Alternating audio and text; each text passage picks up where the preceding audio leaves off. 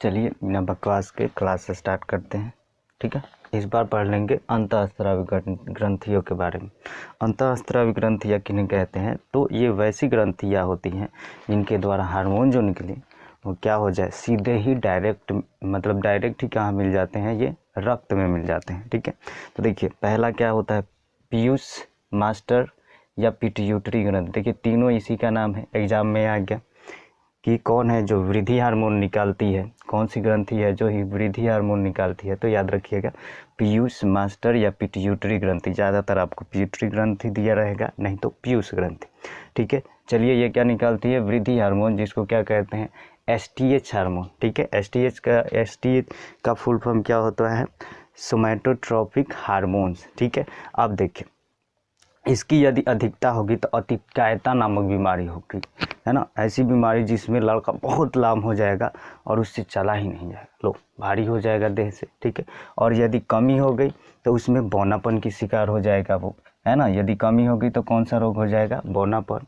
ज़्यादा हो गया तो अतिकायता नामक बीमारी। अब देखिए इसी में एक ठो आता है ऑक्सीटोसिन, क्या करता है, माँ के दूध के उत्पादन में सहायक होता है। आपके यहाँ यदि कोई गाय दूध ना दे तो जो उसको सुई लगाया जाता है वो कौन सा होता है, ऑक्सीटोसिन नामक सुई होता है। ठीक है, एडीएच या इसी को बोलते हैं वेसोप्रेसिन नामक हार्मोन। ठीक है, तो इसका जो काम होता है जल को संतुलित रखता है कि शरीर में आपको जल की कितनी मात्रा चाहिए, है ना, उससे ना ही ज़्यादा करेगा और ना ही कम करेगा। और यदि इसमें कमी आ गई तो बहुमूत्रता नामक बीमारी हो जाएगी, जिसमें लड़का बिछौने पे सुसु कर देगा, है ना। अब उसके बाद आता है थायराइड या ऑटू ग्रंथि। देखिए पीयूष ग्रंथि आपके मस्तिष्क में होती है। ठीक है, ये कहाँ होती है, आपके मस्तिष्क में होती है, आधारीय भाग में पाई जाएगी। मस्तिष्क के कहाँ पाई जाएगी, आधारीय भाग में पाई जाती है। थायराइड या ऑटू ग्रंथि ये क्या करती है, थायरोक्सिन हार्मोन निकालेगी। देखिए थायराइड है तो थायरोक्सिन, थायराइड है तो थायरोक्सिन। देखिए इसकी कमी से कौन कौन से रोग हो जाएंगे, तो देखिए घेघा रोग या ग्वाटर भी बोलते हैं, क्रेटेनिज्म, ये ऐसी बीमारी होती है जिसमें लड़का बड़ा हो जाएगा लेकिन उसका व्यवहार एकदम बच्चों जैसा रहेगा। ठीक है, मिक्सीडेमा ऐसी बीमारी होती है जिसमें हृदय की धड़कन कम हो जाती है, जैसे कि वो मर गया है। और इसी के बाद आता है एक्सोपैथोलिमिक नामक बीमारी। ठीक है, अब देखिए पाराथायराइड या पारा ऑटू ये क्या निकालती है, पाराथायरोक्सिन निकालती है। ठीक है, ये कैल्शियम की मात्रा को क्या करती है, शरीर में नियंत्रित करती है। और यदि कैल्शियम, चलिए 4 नंबर के ग्रंथि के बारे में हम लोग बात कर लेते हैं, है ना। क्या है, पिनियल ग्रंथि, मेलाटोनिन हार्मोन। ये कौन सा हार्मोन निकालती है, मेलाटोनिन हार्मोन। ये क्या करती है, त्वचा के रंग को प्रभावित करती है ना। त्वचा के रंग को क्या करती है, प्रभावित करती है। जैसे कहीं पे बांध लिया, कुछ सफ़ेद हो गया, वापस से उसी कलर का हो जाता है, किस हार्मोन के कारण, मेलाटोनिन हार्मोन के कारण। ठीक है, अब देखिए ये एकमात्र ऐसी ग्रंथि है जो पीयूष ग्रंथि का आदेश से नहीं मानती, कुछ वो कर ले जा, वो किसी के भी बस में नहीं रहने वाली कौन सी होती है ग्रंथि, पिनियल ग्रंथि। पूछ दे कि कौन सी ऐसी ग्रंथि है जो मास्टर ग्रंथि के आदेश को भी नहीं मानती, तो याद रखिए पिनियल ग्रंथि।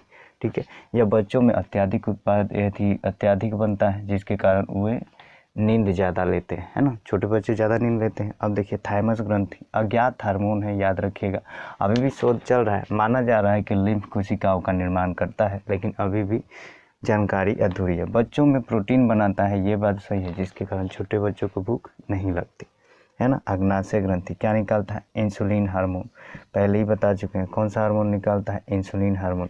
इंसुलिन की कमी हो गई तो कौन सा रोग, मधुमेह, जिसको चिनिया बोल लो, है ना, चिनिया रोग, डायबिटीज वगैरह। खोजकर्ता कौन थे इंसुलिन के, बैंटिंग, कौन थे, बैंटिंग। और अग्नाशय के खोजकर्ता कौन थे, लैरिंगहैंस। ठीक है, याद रखिए यदि ऑप्शन में आपका आता है अग्नाशय तो मारिएगा।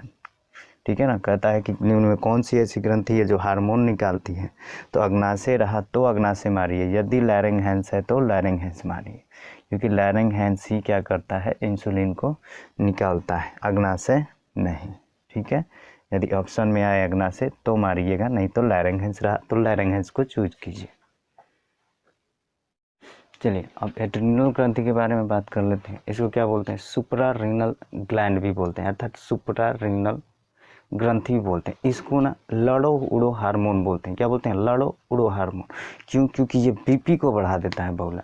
ये बोला बीपी को इतना बढ़ा देगा। झगड़ा के समय क्या होता है, अत्यधिक मात्रा में क्या हो जाएगा, एड्रेनलिन निकलने लगेगा, जिसके कारण बीपी बढ़ जाता है, जिसके कारण इसको लड़ो उड़ो हार्मोन कहते हैं। ठीक, इसमें एक और हार्मोन होता है जिसको एल्डोस्टेरोन कहते हैं। ये सिर्फ जल को संतुलित करता है। चलिए जनन ग्रंथियों के बारे में बात कर लेते हैं। वृषण होता है नर में।